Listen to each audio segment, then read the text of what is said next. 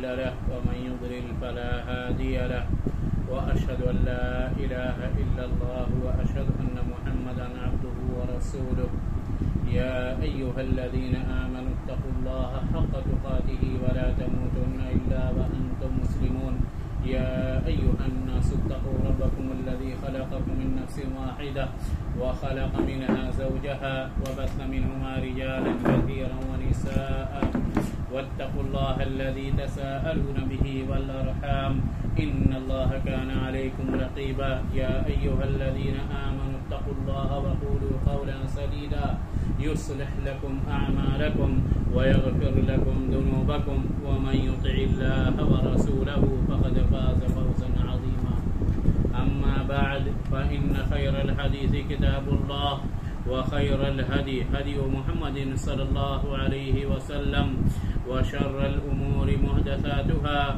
وكل محدثة بدعة وكل بدعة ضلالة وكل ضلالة في النار. معزز حاضرین،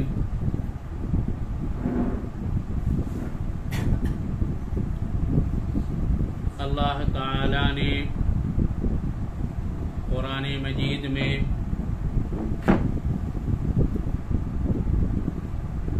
جہاں عبادت سے متعلق احکامات نازل فرمائے، وہیں پر انسانی حقوق سے متعلق بھی اللہ تعالی نے احکامات نازل فرمائے. انسانی حقوق میں سے ایک بہت ہی بڑا اور عظیم الشان حق جسے ہم وراثت کے نام سے جانتے ہیں. اللہ تعالی نے وراثت کی تفصیل بذات خود بیان فرمائی ہے، اسے نبی کے حوالے نہیں کیا، بلکہ اللہ تعالی نے اس کی جزئیات اور اس کی تقسیم سے متعلق نبی صلی اللہ علیہ وسلم پر قرآن کریم میں باقی رہنے والی آیات نازل فرمائی. اللہ کے نبی صلی اللہ علیہ وسلم نے اسی کو بیان کرتے ہوئے فرمایا، ان اللہ اعطى كل ذی حق حقه فلا وصیۃ لوارث، کہ اللہ تعالی نے ہر حقدار کو، حق والے کو اس کا حق دے دیا ہے. اللہ تعالی نے ہر حقدار کو، ہر حق والے کو اس کا حق دے دیا ہے. تو اب وارث کو، جو وارث ہو رہا ہے، اس کے حق میں وصیت کرنا جائز نہیں ہے. جاہلیت میں نبی صلی اللہ علیہ وسلم کی بعثت سے پہلے، اسلامی تعلیمات عام ہونے سے پہلے، اہل عرب مردوں کو تو وراثت میں حصہ دیتے تھے، لیکن عورتوں کو وراثت سے محروم رکھتے تھے. مردوں کا حق مرنے والے کے مال میں محفوظ ہوتا تھا، لیکن عورت ذات کا حق اس میں شمار نہیں کیا جاتا تھا. یہاں تک کہ جس طرح سے مال کی تقسیم کی جاتی تھی، اسی طرح عرب میں جاہلیت میں عورتوں کو بھی تقسیم کر لیا جاتا تھا. یعنی باپ کے بعد بیٹوں میں ان کے باپ کی بیویاں تقسیم ہو جاتی تھیں، اور بیٹے اپنی باپ کی بیویوں کو استعمال کرتے تھے، جیسے شوہر اپنی بیوی کو استعمال کرتا ہے. اسی لیے اللہ تعالیٰ نے قرآن کریم میں فرمایا، وَلَا تَنْكِحُوا مَا نَكَحَ آبَاؤُكُمْ إِلَّا مَا قَدْ سَلَفَ، کہ تمہارے آبا و اجداد نے، تمہارے باپ نے، تمہارے دادا نے جو نکاح کیے ہیں جن عورتوں سے نکاح کیا ہے تم ان عورتوں سے نکاح مت کرو، جو گزر چکا وہ اللہ تعالیٰ نے اسے معاف کر دیا ہے۔ اسی طرح جاہلیت میں اسلام آنے سے پہلے بڑوں کو صرف وراثت میں حصہ دیا جاتا تھا، چھوٹوں کو یعنی نابالغ لوگوں کو وراثت سے محروم رکھا جاتا تھا۔ یعنی بھائی جو بالغ ہے، بچوں والا ہے، بیوی والا ہے، اسے تو باپ کی وراثت میں حصہ ملتا تھا، لیکن جو چھوٹے بھائی ہیں، چھوٹے ہیں، انہیں حصہ نہیں دیا جاتا تھا۔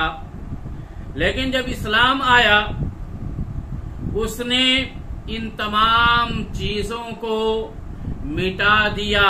یہ جو رسم و رواج اور عورتوں کو حصہ نہ دینے کا معاملہ تھا یا چھوٹے بھائیوں کو وراثت سے محروم رکھنے کا معاملہ تھا، اس کو اسلام نے آ کر کے مٹا دیا، اور اللہ تعالی نے اس حق کو، یہ جو حقوق دیے جاتے ہیں، مرنے کے بعد جو وراثت تقسیم کی جاتی ہے، اسے اللہ تعالی نے قرآن کریم میں وصیۃ من اللہ کہا کہ یہ جو وراثت کی تقسیم ہوتی ہے یہ اللہ کی جانب سے وصیت ہے۔ وصیت کا معنی ہوتا ہے تاکیدی حکم، کہ جسے بار بار کہا جائے، جس پر تاکید کی جائے، جس پر ابھارا جائے، اور اللہ تعالیٰ نے اسے فریضۃ من اللہ کہا۔ یعنی آیت میراث ذکر کرنے کے بعد کس کو کتنا ملے گا، کب ملے گا، وہ سب تفصیل ذکر کرنے کے بعد اللہ تعالیٰ نے فرمایا ایک مرتبہ وصیۃ من اللہ، کہ یہ اللہ تعالیٰ کی جانب سے وصیت ہے، اور دوسری جگہ دوسری مرتبہ فرمایا فریضۃ من اللہ، کہ یہ جو تقسیم اللہ تعالیٰ نے بیان کی ہے یہ اللہ تعالیٰ کی جانب سے فریضہ ہے، فرض ہے، اس کی کوتاہی ناقابل معافی جرم ہے۔ پھر اللہ تعالیٰ نے ان آیتوں کے ذکر کرنے کے بعد سخت دھمکی ذکر کی اور وعید ذکر کی ان لوگوں کے حق میں جو میراث کے بارے میں، میراث کے باب میں، وراثت کو تقسیم کرنے میں اللہ تعالی کی شریعت کی مخالفت کرتے ہیں۔ اللہ تعالی نے فرمایا تلک حدود اللہ ومن يطع الله ورسوله يدخله جنات تجري من تحتها الانهار خالدين فيها وذلك الفوز العظيم ومن يعص الله ورسوله ويتعد حدوده يدخله نارا خالدا فيها وله عذاب مهين۔ یہ جو میراث کی تفصیل قرآن میں بیان کی گئی ہے یہ اللہ تعالی کے حدود ہیں، اللہ تعالی کی حد بندیاں ہیں کہ آپ اس سے تجاوز نہیں کر سکتے، اس سے آگے نہیں بڑھ سکتے۔ وَمَن يُطِعِ اللَّهَ وَرَسُولَهُ، اور جو اللہ اور اس کے رسول کی اطاعت کرے گا، فرما برداری کرے گا، زندگی کے ہر شعبے میں اللہ اور اس کے رسول کی بات کو مانے گا، يُدْخِلُهُ جَنَّاتٍ تَجْرِي مِن تَحْتِهَا الْأَنْهَارُ خَالِدِينَ فِيهَا، وہ اللہ تعالیٰ اسے ایسی جنتوں میں داخل کرے گا جس کے نیچے سے نہریں جاری ہیں، جس میں وہ ہمیشہ رہیں گے۔ وَذَلِكَ الْفَوْزُ الْعَظِيمُ، اور یہی عظیم الشان کامیابی ہے۔ اللہ تعالیٰ نے اگلی آیت میں فرمایا وَمَن يَعْصِ اللَّهَ وَرَسُولَهُ وَيَتَعَدَّ حُدُودَهُ يُدْخِلُهُ نَارًا خَالِدًا فِيهَا وَلَهُ عَذَابٌ مُهِينٌ، اور جو اللہ اور اس کے رسول کی نافرمانی کرے گا اور اس کی حدوں کو پار کرے گا، حد سے تجاوز کرے گا تو اللہ تعالی اسے جہنم میں داخل کرے گا، جس میں وہ ہمیشہ رہے گا اور اس کے لیے رسوا کن عذاب ہے۔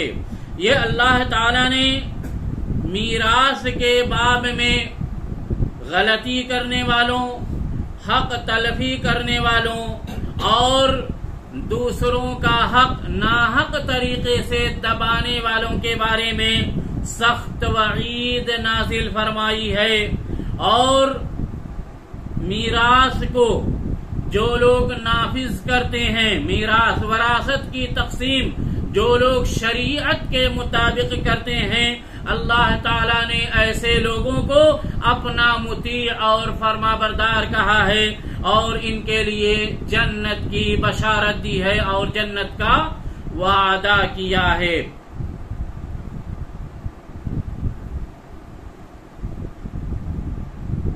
معزز حاضرین، کوئی بھی انسان جب وفات پاتا ہے، اگر اس کی وفات کے وقت اس نے کچھ مال چھوڑا ہے، خواہ وہ کم مقدار میں ہو یا زیادہ مقدار میں ہو، خواہ وہ روپے پیسے اور سونے چاندی کی شکل میں ہو یا جائیداد کے شکل میں ہو، جیسے گھر، زمین، بنگلہ وغیرہ، اس کے چھوڑے ہوئے مال میں کچھ چیزیں فرض ہوتی ہیں، کچھ چیزیں لاگو ہوتی ہیں کہ جسے اس کے مال میں سے لیا جائے گا اور ان چیزوں کو پورا کیا جائے گا۔ وہی کہا گیا کہ جب انسان مر جاتا ہے تو سب سے پہلے اس کے ترکے میں سے اس کے کفن دفن کا انتظام کیا جائے گا۔ اگر اس کے پاس کچھ بھی مال ہے تو سب سے پہلے اسی کے مال میں سے کفن دفن کا انتظام کیا جائے گا۔ کفن کا انتظام، خوشبو اور قبر کھودنے والے کو جو بھی پیسہ دینا ہے الی آخری، یعنی جو بھی خرچہ آئے گا وہ سب میت کے مال میں سے پورا کیا جائے گا، چاہے کم پیسہ لگے یا زیادہ پیسہ لگے۔ اور اگر میت کے چھوڑے ہوئے مال میں سے یا میت کے نے کچھ بھی پیسہ نہیں چھوڑا، بالکل فقیری کی حالت میں مرا ہے، تو اس کے رشتہ داروں میں سے کوئی بھی تطوعاً اسے کفن دفن کا انتظام کر سکتا ہے، لیکن پہلا حق یہی ہے کہ میت کے مال میں سے کفن دفن کا انتظام کیا جائے۔ دوسرے نمبر پر قرض کی ادائیگی ہے، یعنی کوئی بھی انسان جب مر جاتا ہے، کفن دفن کے بعد جو پیسہ بچتا ہے اس پیسے میں سے میت کے اوپر جو قرض ہے، وہ جو قرض کی شکل میں چھوڑ کر مرا ہے، اس کے پیسے میں سے قرض کی ادائیگی کی جائے گی۔ کم قرض ہے، مال میں سے پورا ہو جاتا ہے تو ٹھیک، ورنہ اس قرض کے ذمہ دار اس کے ورثہ ہوں گے جنہیں وراثت میں حصہ ملتا ہے۔ اسی طرح قرض کی ادائیگی کے بعد اگر میت نے کچھ وصیت کی ہے تو اس کی وصیت کو نافذ کیا جائے گا۔ پہلے نمبر پر تجہیز و تکفین، دوسرے نمبر پر قرض کی ادائیگی اور تیسرے نمبر پر وصیت کی تنفیذ۔ مرنے والے نے اگر وصیت کی ہے کہ میرے مال میں سے اتنا وصیت ہے، کسی کو دے دیا جائے، صدقہ کر دیا جائے یا خیرات کر دیا جائے، مسجد میں دے دیا جائے، مدرسے میں دے دیا جائے، کسی رشتہ دار کو دے دیا جائے، وہ وصیت نافذ کی جائے گی، اس کا دینا واجب ہوگا اور ضروری ہوگا۔ اگر اس کے بعد بھی کچھ مال بچ جاتا ہے، اس کے بعد کچھ مال بچ جاتا ہے تو وہی مال اس کے ورثہ میں تقسیم کیا جائے گا۔ جو لوگ اس کے وارث ہیں اس کی تفصیل قرآن مجید میں مذکور ہے، اسی تفصیل اور تفسیر کے مطابق وہ بچا ہوا مال میت کے رشتہ داروں میں تقسیم کیا جائے گا۔ اللہ تعالی نے آیت میراث ذکر کرنے کے بعد فرمایا من بعد وصیت یوصین بہا او دین، کہ یہ جو وراثت کی تقسیم ہے، ہر ایک کو جو اس کا حصہ متعین کیا گیا ہے، یہ سب تقسیم کیا جائے گا وصیت کے بعد، جس کو میت نے وصیت کیا ہے، او دین یا قرض کے بعد وراثت تقسیم کی جائے گی۔ یعنی وصیت کی تنفیذ اور قرض کی ادائیگی کے بعد ورثہ میں بچا ہوا مال تقسیم کیا جائے گا۔ علی بن ابی طالب رضی اللہ تعالی عنہ کہتے ہیں قضا رسول اللہ صلی اللہ علیہ وسلم بالدین قبل الوصیہ، کہ اللہ کے رسول صلی اللہ علیہ وسلم نے وصیت سے پہلے دین کا فیصلہ کیا، یعنی میت جو مال چھوڑ کر کے مرتا ہے اس کی وصیت نافذ کرنے سے پہلے اس کے اوپر جو قرض ہے اس کو ادا کیا جائے گا، اگر قرض نہیں ہے تو پھر اس کی وصیت کو نافذ کیا جائے گا۔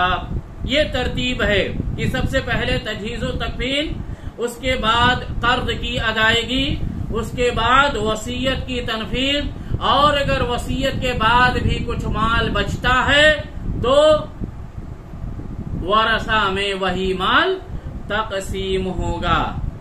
اب اس کے بعد کون وارث ہوگا، کون وراثت کا حقدار ہوگا، اس کو سمجھنے کے لیے ضروری ہے کہ ہم پہلے یہ سمجھیں کہ کون سے ایسے امور ہیں کہ ان کی بنیاد پر وارث ہونے والا شخص وراثت سے محروم ہو جاتا ہے۔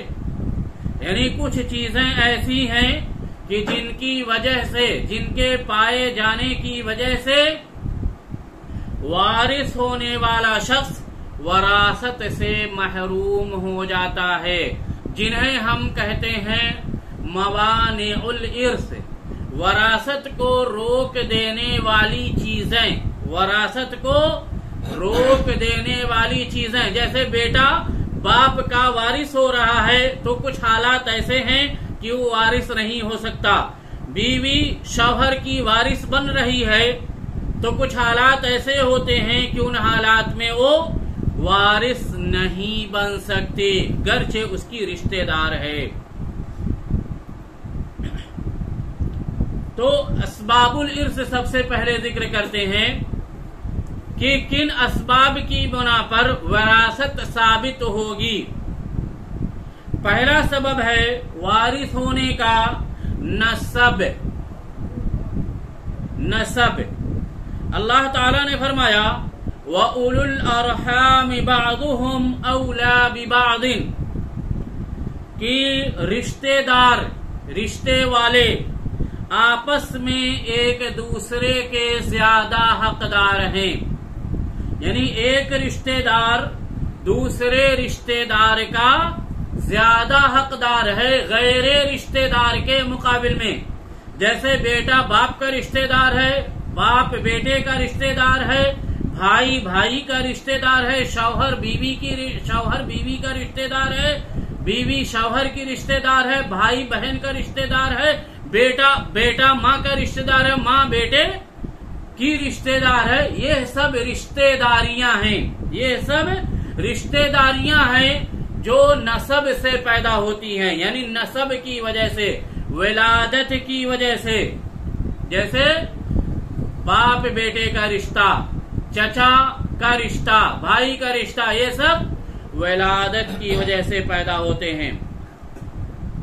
دوسری رشتہ داری یا دوسرا رشتہ دار یا دوسری وجہ جس کی وجہ سے رشتہ داری بنتی ہے اور وراثت میں اس رشتہ داری کی وجہ سے حصہ ملتا ہے، جو آج کل رائج نہیں ہے بلکہ ختم ہو گیا ہے اسلام کی مہربانی سے۔ ولا، کیا؟ ولا یعنی کوئی آدمی کسی غلام کو خرید کر آزاد کر دیتا تھا تو اس کا والی ہوتا تھا، اس کا والی ہوتا تھا، وہ آزاد ہوتا تھا، اپنی مرضی سے زندگی گزارتا تھا، اور ظاہر ہے کہ جب غلام ہوگا تو اس کا وہاں اس شہر میں کوئی رشتہ دار نہیں ہوگا، تو جس نے خرید کر آزاد کیا ہے وہ اس غلام کا ولی ہوگا، اسی کو کہتے ہیں ولا۔ اللہ کے نبی صلی اللہ علیہ وسلم نے اسے رشتہ داری کے برابر قرار دیا ہے، یعنی اگر کوئی وہ آدمی جس کو آزاد کیا گیا ہے وہ اگر کوئی نقصان کرتا ہے، کوئی فائدہ اٹھاتا ہے، تو اس کا ذمہ دار وہ شخص ہوگا جس نے خرید کر آزاد کیا ہے۔ اسی طرح اگر وہ غلام، وہ آدمی جس کو آزاد کیا گیا ہے، وہ مر جاتا ہے اور وہ مرنے کے بعد جائیداد چھوڑتا ہے، تو اس کا وارث وہ شخص ہوگا جس نے اسے خرید کر آزاد کیا تھا، خواہ اکیلے آزاد کیا ہو یا کئی لوگوں نے مل کر آزاد کیا ہو، سب کو برابر برابر اس کے مال میں سے حصہ ملے گا، بشرطے کہ اس مرنے والے شخص کا کوئی رشتہ دار نہ ہو، جیسے بیوی، بیٹا وغیرہ وغیرہ۔ اللہ کے نبی صلی اللہ علیہ وسلم نے فرمایا الولاء لحمۃ کلحمۃ النسب، ولا یہ گوشت کا ٹکڑا ہے، جگر کا ٹکڑا ہے، جیسے نسب کا ٹکڑا ہوتا ہے، جیسے نسب سے گوشت کا ٹکڑا ہوتا ہے، جگر کا ٹکڑا کہتے ہیں اسے، اسی طرح سے ولا بھی ہے۔ یہی وجہ ہے کہ بلال رضی اللہ تعالیٰ عنہ کو ابو بکر صدیق رضی اللہ تعالی عنہ نے خرید کر آزاد کیا تھا۔ وہ ایک حبشی غلام تھے، وہ ایک حبشی غلام تھے، مکے میں کافروں کی سزائیں کاٹ رہے تھے۔ ابو بکر صدیق رضی اللہ تعالی عنہ کو ترس آیا اور انہوں نے بلال رضی اللہ تعالی عنہ کو خرید کر آزاد کر دیا، اپنا غلام نہیں بنایا، پیسہ دے کر کے خرید کر اپنا غلام نہیں بنایا۔ امیہ بن خلف کافر کے غلام تھے، خرید کر آزاد کر دیا، اسے خرید کر اپنے خادم نہیں بنایا، بلکہ اللہ کے نبی صلی اللہ علیہ وسلم نے انہیں مؤذن بنا دیا۔ ہجرت کے بعد بلال رضی اللہ تعالی عنہ کو نبی صلی اللہ علیہ وسلم نے مؤذن بنا دیا۔ نبی صلی اللہ علیہ وسلم کی وفات کے بعد انہوں نے اذان دینا ترک کر دیا۔ لوگوں نے مطالبہ کیا کہ آپ اذان دیں، جب وہ اذان دینا شروع کیے تو نبی صلی اللہ علیہ وسلم کی محبت میں سرشار جذباتی ہو گئے اور بے ہوش ہو کر گر پڑے۔ اس کے بعد انہوں نے اذان دینا ترک کر دیا کہ میں اب اللہ کے نبی صلی اللہ علیہ وسلم کے بعد کسی کے لیے اذان نہیں دوں گا۔ انہوں نے یہ فیصلہ کیا کہ میں اب یہاں اذان دینا نہیں ہے تو اب یہاں رہ کر کیا کروں گا۔ انہوں نے سرحد پر یعنی مجاہدین کے ساتھ جانے کی نیت کی، چنانچہ وہ ابو بکر صدیق رضی اللہ تعالی عنہ کے پاس آئے جو خلیفۃ المسلمین تھے، ان کے سامنے اپنا معاملہ رکھا۔ وہ سمجھتے تھے کہ ابو بکر صدیق رضی اللہ تعالی عنہ نے مجھے خرید کر آزاد کیا اللہ تعالیٰ کے لیے۔ انہوں نے کہا کہ اگر آپ نے مجھے اپنے لیے خریدا تھا تو میں آپ کے ساتھ موجود ہوں، کہیں نہیں جاؤں گا، اور اگر آپ نے اللہ کے لیے خریدا تھا تو مجھے اللہ تعالیٰ کے راستے میں جہاد کرنے کے لیے جانے دیجئے۔ چنانچہ ابو بکر صدیق رضی اللہ تعالی عنہ نے انہیں اجازت دے دی سرحد پر جانے کی، تاکہ وہ مجاہدین کی صف میں کھڑے ہو کر جہاد کر سکے۔ یہ حق تھا جو بلال رضی اللہ تعالی عنہ نے سمجھا، کیونکہ ابو بکر صدیق رضی اللہ تعالیٰ عنہ نے ہی انہیں خرید کر آزاد کیا تھا. اسی کو کہتے ہیں حق ولا. حق ولا، ولا کا حق، جس میں رشتہ داری تو نہیں ہوتی ہے لیکن رشتہ داری کے مانند ہوتا ہے، رشتہ داری کے مانند ہوتا ہے. اور دوسرا ولا جو سب سے زیادہ مشہور ہے، بریرہ رضی اللہ تعالی عنہا کا قصہ، کہ جسے عائشہ رضی اللہ تعالی عنہا نے خرید کر آزاد کیا تھا. انہوں نے، عائشہ رضی اللہ تعالی عنہا نے جب بریرہ کے مالکوں سے خریدنے کا ارادہ کیا تو بریرہ رضی اللہ تعالی عنہا کے مالکوں نے کہا، شرط لگا دی کہ ہم بیچ تو دیں گے، آپ کو تو دیں گے، لیکن ولا کا حق ہمارا ہوگا. یعنی جو ولا کا حق ہے، قرابت داری کا حق ہے، تم میرے وارث ہوگے، میں تمہارا وارث ہوں گا، اس طرح کا جو حق ہے وہ ہمیں چاہیے. یعنی یہ شرط لگا دی کہ ہم آپ کو نہیں بیچیں گے، اگر بیچیں گے تو اس شرط کے ساتھ. اللہ کے نبی صلی اللہ علیہ وسلم کو سخت غصہ آیا اور منبر پر کھڑے ہوئے اور کہا کہ کچھ لوگوں کو کیا ہو گیا ہے، کیوں ایسی شرطیں کیوں لگاتے ہیں جو اللہ تعالی کی کتاب میں نہیں ہے. اس کے بعد کہا الولاء لمن اعتق، کہ ولا یہ اس شخص کا حق ہے جو آزاد کرے، جو بیچ دے اس کا حق نہیں ہے. جو اللہ تعالی کی خاطر کسی غلام کو خرید کر آزاد کرے، حق ولا اس کو ملے گا، ولایت کا حق اسے ہوگا. چنانچہ عائشہ رضی اللہ تعالی عنہا نے بریرہ کو خرید کر آزاد کیا اور حق ولا ان کو ملا. تو یہ رشتہ داری کے مانند سمجھا جاتا تھا. یعنی اگر کوئی اس طرح کا آدمی مر جاتا ہے، غلام، آزاد کردہ غلام مر جاتا ہے، تو اس کا وارث وہ شخص ہوگا جس نے خرید کر اسے آزاد کیا تھا. یعنی یہ وراثت کے اسباب میں سے ہے. تیسرا سبب ہے وراثت کا نکاح. یعنی ایک شوہر ایک مرد جو کسی عورت سے شادی کرتا ہے، دونوں کے درمیان رشتہ داری پیدا ہو جاتی ہے جو پہلے نہیں تھی. اسی کو کہتے ہیں نکاح. یہ وراثت کے اسباب میں سے ہے. تفصیل انشاءاللہ اگلے دروس میں کبھی آئے گی کہ کس کو کتنا حصہ ملے گا. اللہ تعالیٰ نے فرمایا وَلَكُمْ نِصْفُ مَا تَرَكَ أَزْوَاجُكُمْ، کہ تمہاری بیویاں جو مال چھوڑیں اس میں سے تمہیں آدھا ملے گا. یعنی بیوی کو مکے مرنے کے بعد وہ جو مال چھوڑتی ہے، جائیداد چھوڑتی ہے، اس میں سے شوہر کو آدھا مال ملے گا. یہ اسباب ارث ہیں، وراثت کے اسباب ہیں نسب، ولا اور نکاح. یہ 3 اسباب ہیں. میں نے کہا کہ کچھ اسباب یا کچھ وجوہات ایسی ہوتی ہیں کہ جن کی وجہ سے وراثت سے انسان محروم ہو جاتا ہے. اس میں سے پہلا مانع اور پہلی رکاوٹ ہے قتل. کیا ہے؟ قتل. یعنی بیٹا باپ کو قتل کر دے یا باپ بیٹے کو قتل کر دے، شوہر بیوی کو قتل کر دے یا بیوی شوہر کو قتل کر دے، تو وہ قاتل اور مقتول آپس میں وارث نہیں ہو سکتے، آپس میں وارث نہیں ہو سکتے. ابو ہریرہ رضی اللہ تعالی عنہ سے روایت ہے، انہوں نے کہا کہ اللہ کے رسول صلی اللہ علیہ وسلم نے فرمایا القاتل لا یرث، یہ قاتل وارث نہیں ہوتا ہے، قاتل کو وراثت میں حصہ نہیں ملتا ہے. یعنی جو بھی حصہ اس کو ملنے والا تھا وہ قتل کرنے کی وجہ سے ختم ہو جاتا ہے.